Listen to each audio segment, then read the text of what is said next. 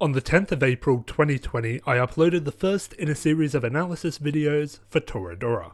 27,508 words later, we arrive here, at the finale. This monster video will be looking into the final 4 episodes of this excellent show, wrapping up the arcs of all the main characters and ending this analysis series altogether. But before we can get into the real meat of these final 4 episodes, we have 2 loose ends to tie up. Chapter 1. Ami and Minori. Throughout the last arc, Ami and Minori butted heads, both verbally and physically, over an argument that stemmed from one core factor. Neither would admit that they were in love with Ryuji. For Minori, at first, this was seemingly due to her knowledge of Tiger's feelings. But as she overcomes this barrier, we learn that her reasoning has become far more personal. We get our first hints about this during the vending machine scene between her and Ami. She tries to explain why she didn't accept Ryuji's feelings, using the same ghost allegory that she had initially used to describe her beliefs on love in the first place, allowing herself to discuss those feelings without explicitly admitting their existence. She's figured out that her ultimate goal in life is to become a professional baseball player. Her point is that she has chosen to pursue that dream over a relationship with Ryuji, and describes this aspiration as the one thing I can see. This attitude perfectly reflects her supernatural-like beliefs around the concept of love that we discussed during Ghost Hunter's Getaway. And between the knowledge that her best friend loves Ryuji and the devastating effect her feelings had on her sporting ability, it makes sense that she would choose this path, that she would instead strive for something more tangible than love. However, there's a problem with her approach. She still isn't being honest. She's still hiding behind the ghost allegory. This changes at the beginning of episode 24, as Minori chases down Tiger after confronting her for being dishonest. A fantastic scene that we will delve into later. Minori finally admits that she is in love with Ryuji. She acknowledges that it wasn't right for her to reject him for Tiger's sake, and that no one should get to decide what makes her happy. What Minori wants more than anything is for Tiger to pursue that which will grant her happiness, just as she has by choosing to pursue baseball. However, there is still an issue with Minori's mindset here. She still isn't being sincere. She takes Ryuji's admission of love for Tiger with a smile and cheers him on to pursue that love, despite it hurting. She continues this unfazed act until we get to the end of episode 24, when she stays behind at Ami's house. At this moment, she finally opens up completely, being honest with both Ami and herself for the first time. That is ultimately how Minori's character arc finishes. Despite making up her mind that she was going to pursue her dreams, it still hurts to let Ryuji go. And that ending is one that is true to reality. Throughout life, you will have to make sacrifices on the path to happiness, and even though they were the right thing to do in the long run, they can still be painful, and it's okay to express that pain. In the last arc, Ami tried to force Minori to confront the feelings she had for Ryuji. But the reason she even cared was that she liked Ryuji herself. When she tells Ryuji that she cannot stand to see Tiger get hurt, she is also speaking about herself. She's hurt that the person she considers to be her perfect match does not feel the same way. After spending so much time in the show putting on an act to be liked by everyone, Ami finally realizes the ultimate lesson that Tiger embodied. To be socially fulfilled, all you need is one person with whom you can share yourself. This revelation is why she tells Ryuji that she doesn't want to be liked by everyone, even though that started as her sole motivation. As far as Ami is concerned, Ryuji is unsure of what he truly wants. Admiration has always been the foundation of his infatuation with Minori, so as long as he stubbornly clings to that unhealthy dynamic, there is still hope that he will see reason and seek a more healthy bond, which Ami will be ready to provide. This fantasy is wishful thinking, but like Tiger's crush on Kitamura earlier in the show, she's under the impression that Ryuji is the only chance she has for an intimate connection. What finally gives her the strength to let go of this crush is Ryuji finally admitting, in no uncertain terms, that he is in love with Tiger. Knowing that Ryuji has decided on what it is he wants, and knowing that the bond he is pursuing is a mature and healthy one, Ami is finally able to admit to herself that she will never be with Ryuji and let go. However, this is not the end of her arc. Ami has been in love with Ryuji this whole time because she sees him as someone who truly understands her.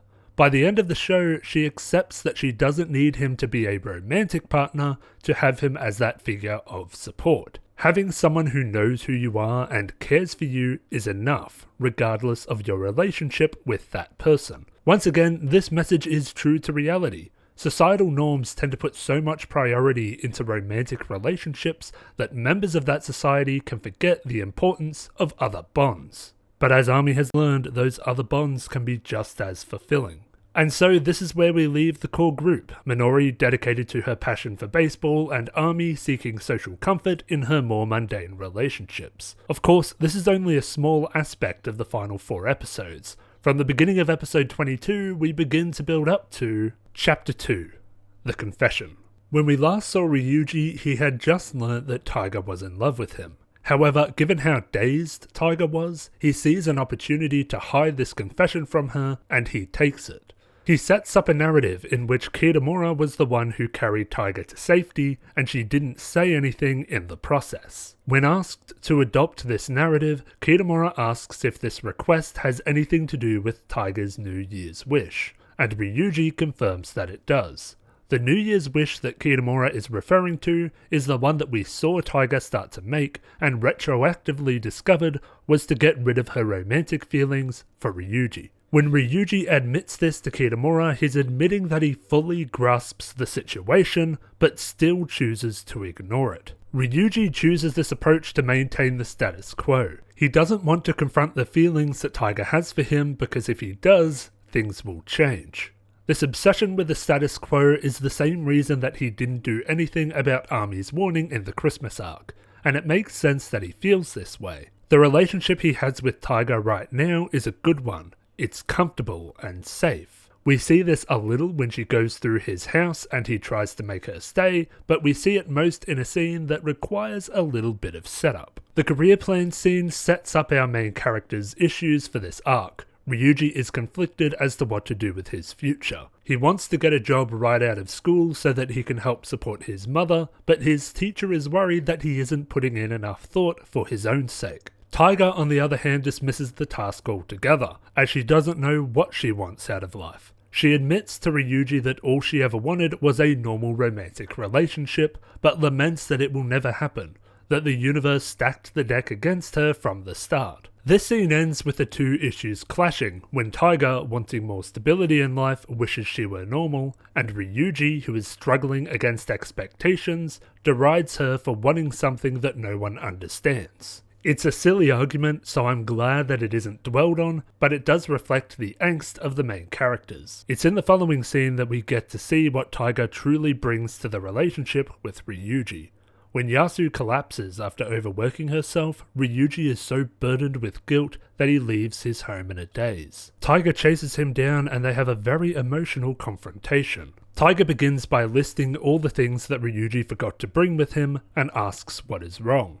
Ryuji responds by pointing out that Taiga isn't wearing a jacket and that she left to go after him in such a rush that she didn't even wear matching shoes. There's a familiar vibe about Taiga refusing to take the jacket from Ryuji, but this familiarity is abandoned when Ryuji tells her to go home. There are a few reasons that he could have done this, but I would argue that his primary motivation is guilt. His mother collapsed because she is overworking herself to pay for his college, and now Taiga is putting herself out in the cold for his sake. He's suddenly in a position where his very existence is burdening those who he cares about most. So he tells Taiga to go home, to cease burdening herself for his sake. But Taiga doesn't. She instead pulls him away from the road as he is about to be hit by a car. It's after this that Ryuji admits his feelings of guilt over what happened to his mother, that it wouldn't have happened if he were more reliable or responsible. Taiga grabs his hand. Ryuji tries to reject this gesture, pulling himself away, likely out of a belief that he is not worthy of comfort, but Taiga persists. She doesn't let go, and Ryuji finally breaks down. "I don't know what to do anymore," he says, finally vocalizing his guilt as well as his fear of a future that he does not know what to do with. but Taiga tells him that everything will be okay. This assurance reminds Ryuji about his mother, how she comforted him when his father passed away, another moment in his life where he was uncertain about the future. All his life, the only loving and stable relationship he has had was the one with his mother, and now Taiga, someone who is in love with him, is acting as a similar figure of support. Later, the core cast gathers so that Taiga can give out Valentine's Day chocolates. When she parrots the lie that it was Kitamura who saved her, Ryuji does what he can to keep up the lie, but Minori isn't having it. Just like Ami had done at the ski lodge, Minori calls Ryuji out and then destroys his cover, telling Taiga that it was Ryuji who saved her and that he couldn't admit that because of what she said. Minori's motive here is to get Taiga to confess her feelings, to pursue what will make her happy. She knows that Taiga loves Ryuji from the Christmas incident, and she is furious that Taiga is voluntarily keeping herself that miserable. When Taiga tries to escape the room, Kitamura and Ami block the doors. They've both known that this day was coming, and they're not going to let Taiga run away that easily. Kitamura specifically asks Ryuji if he's willing to let Taiga go right now, but Ryuji says nothing. Minori eventually gets Taiga to admit why she won't be honest about her feelings, implicitly acknowledging that they are real. When she tries to escape again, Ami lets her, agreeing with Kitamura that they've done all they can. Now that Taiga has implicitly admitted that her feelings are real, it's Ryuji's turn. He's left with a choice. Does he chase her down, find out her true feelings and move forward in their relationship, or does he stay, forget it ever happened and try to preserve the status quo that he's tried so hard to maintain this whole time? This episode almost ends like a visual novel choice, and what makes this cliffhanger engaging is that without knowing the result, you could make the argument that he would make either decision. Of course, he decides to chase Taiga, thus implicitly accepting that things are going to change. Later in the nurse's office, when Minori asks Ryuji if he loves Taiga, he says he does, finally letting go of the old status quo that had created so many issues and committing to moving forward. He does find Taiga, and they begin to talk about how they feel, and in a lesser show, this would be the end. They would admit their feelings, get together, and the show would be over. But we're not dealing with a lesser show. Chapter 3. It's Not Over. I mentioned back in the first episode of this analysis series that Toradora actively rejects the love solves all your problems trope. When Ryuji and Taiga finish work, we get our prime example of this rejection. They're in a prime position to confess, but this arc has spent so much time building up other issues that have nothing to do with romance. There's a reason the confession chapter of this analysis contained so much that had nothing to do with the confession itself. Life is complicated. You'll rarely if ever be in a position where there is one fix for all your issues, and even if there is, finding love would seldom be it. For Ryuji, being together with Taiga has nothing to do with the general sense of dread that his future is rapidly approaching and he doesn't know what to do. Taiga loving Ryuji has nothing to do with the fact that her father's business has gone bust and that she'll end up homeless if she does not move in with her mother. We only find out about Taiga's family issue after the confession scene is cut short, but Taiga's entire arc in this show has been about finding a stable sense of belonging. Her mother's insistence that she stay with her and her new family is a worst case scenario for Taiga. She will be the outsider within her own home. As far as she is concerned, no family is better than a family to which you don't truly belong. Ryuji, on the other hand, is guilty about the negative impact that his very existence has had on Yasu's life. He does go off on her about not having a respectable life, but he blames himself for it, believing that if he weren't around, his mother would have far more opportunities. He wonders if her life would have been better had he not been born. Taiga rejects this. Her stance is that despite their struggles, she's glad to be alive because she's with Ryuji, and that him not existing wouldn't have fixed anything. After some discussion, they decide that the rational way to deal with their issues is to escape from them, to go on the run until Ryuji comes of age and then get married to each other. This solution is the character's way of buying into the false trope that love will solve all your issues, the ludicrous idea that getting married will fix everything. To be fair, it will achieve one thing. Taiga's entire arc has been about finding belonging, and becoming married to Ryuji will give her that. When her friends try to talk her and Ryuji out of their irresponsible eloping idea, she tells them that she's finally got the one thing she always wanted. But when Ryuji returns home to discover that his mother has run away before he can, it helps him to realize something. Running away isn't the answer to this problem. Most of Toradora's arcs have focused on some form of running away. Ami ran away from her fear of social isolation. Minori ran away from her inner conflict. Kitamura ran away from losing the love of his life. While there are certain situations where running away is the answer, none of the examples I listed are valid for this tactic. Only after these characters faced what they were running from did things get better for them. Ryuji realizes this and decides to pay a visit to his hitherto never met grandparents, which leads us nicely both into the final episode of the show, as well as the last central theme explored by the narrative. Chapter 4. Family. I would like to reaffirm something I said in the family fallacy. Family is who you choose, not necessarily who you're related to by blood. I bring this up here because the message of this final episode is the importance of family. But I want to make it clear that nothing I say in this chapter will be referring to people like Taiga's father, people who do not deserve familial love. The final episode contains several implicit statements about what family is. For instance, family are the people who understand you. This idea is portrayed brilliantly through the show's narration. Ryuji has always been the narrator, filling us in on context as well as personal commentary. In this final episode, he begins to narrate his thoughts again, only to be cut off by Taiga, who says the exact same thing he was thinking. The point of this scene is to show just how attuned these two are to each other, and that's barely scratching the surface of what this arc says about family. Family are also the people who guide you. There's a very emotional scene between Ryuji and Yasu, where she wonders aloud if she did an adequate job as a mother. Ryuji insists that she did. "You did a great job raising me," he says. And he's right. Although Yasu can be airheaded, the narrative has always portrayed her as a compassionate, competent parent. From little things like reminding Ryuji about his permission slip, to more critical tasks like comforting him after his fight with Taiga. Family are also the people who appreciate you, as Ryuji expresses the appreciation he has for everything his mother has done, and tells her that he is still going to need her in his life as he grows older. Not gonna lie, this scene kinda makes me tear up.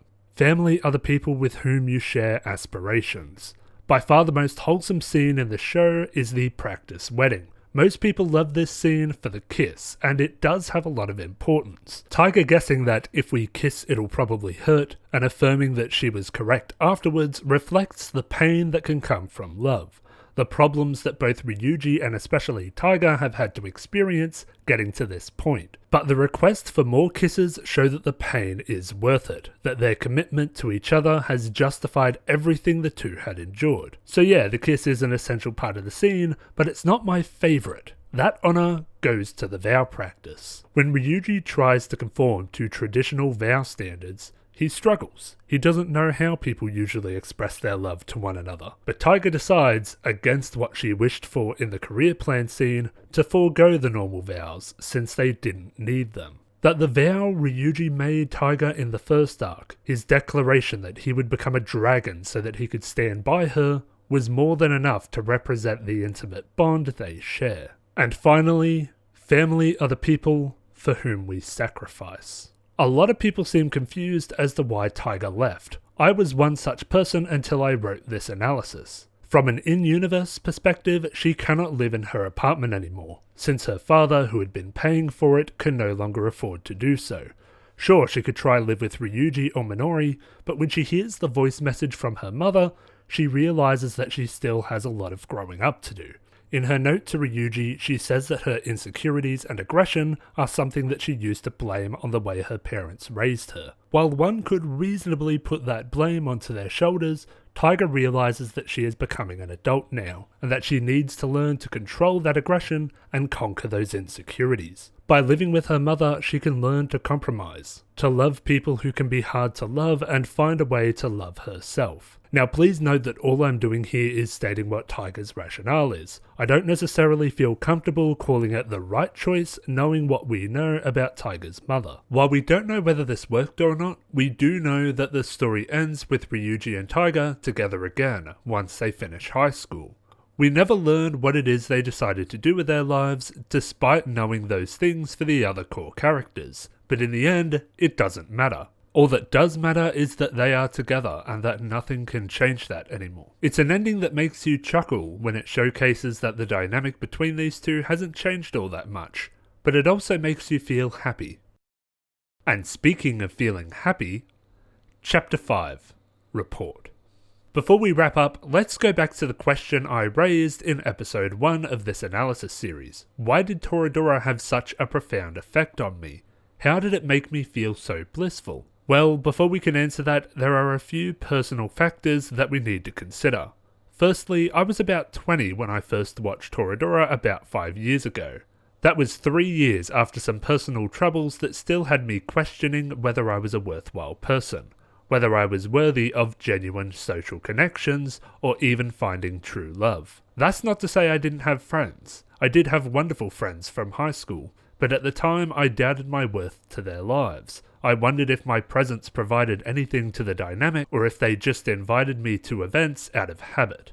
Toradora took my insecurities and reflected them in the main characters. I resonated with Ryuji's awkwardness and reluctance to approach others despite wanting to be liked. I also related to Tiger's aggression, getting upset at others when the problem I had was with myself. But then, within the first arc, these characters who had the same flaws as I did suddenly made a genuine, meaningful connection with one another.